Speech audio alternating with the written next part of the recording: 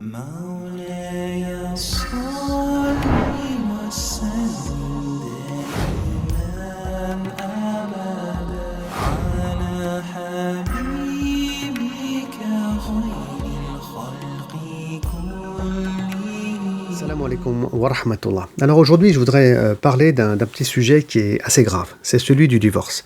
D'autant plus que je connais quelqu'un qui va se séparer de son épouse après 20 ans de mariage presque. Donc vous imaginez, voilà, on a des habitudes, on a des enfants, on a 20 ans d'épreuves, de difficultés, on a partagé plein de choses ensemble, et là c'est le divorce, c'est quelque chose de terrible. Et par rapport à cette thématique, il y a deux choses que je voudrais souligner qui sont fondamentalement importantes. J'entends souvent des gens dire que le divorce c'est quelque chose qui est permis en islam. Non, c'est pas comme ça.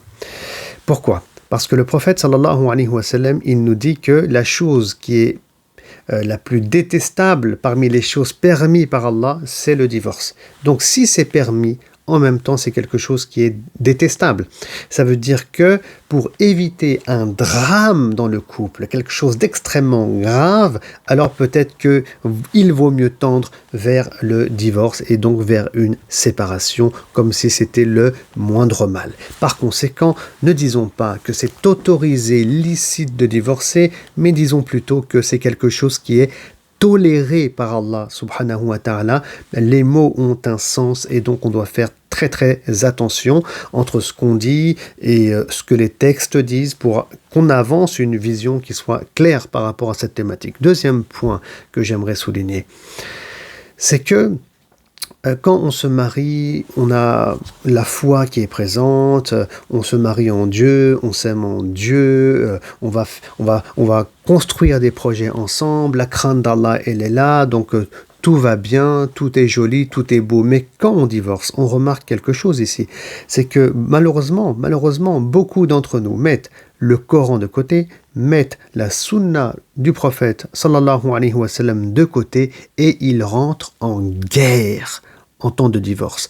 En guerre pour comment je vais humilier et écraser l'autre qui est en face, et je prends même les meilleurs des avocats, comment je vais essayer d'avoir un maximum de droits. Et là, il n'y a plus de respect, il n'y a plus d'honnêteté. En fait, on veut écraser l'autre, on est emporté par la haine, et tout ça, ce n'est pas l'islam.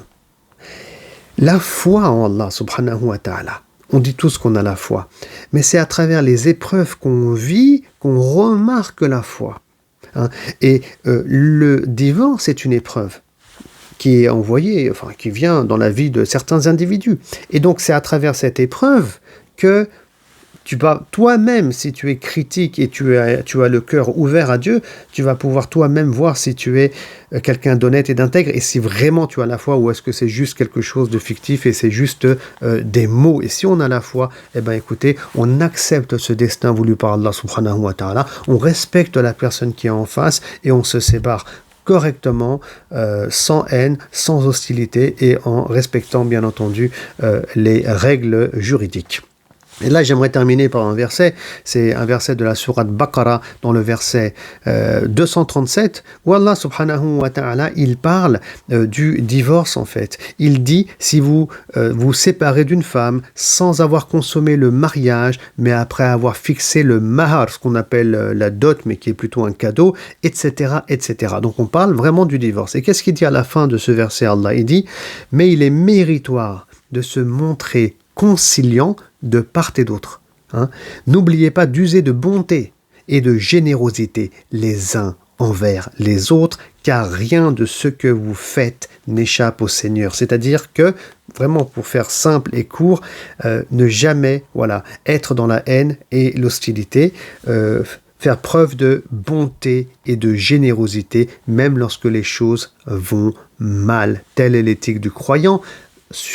Dans le sujet du divorce. Merci beaucoup pour votre écoute. Shukran jazilan. Wassalamu alaikum wa rahmatullahi wa barakatuh.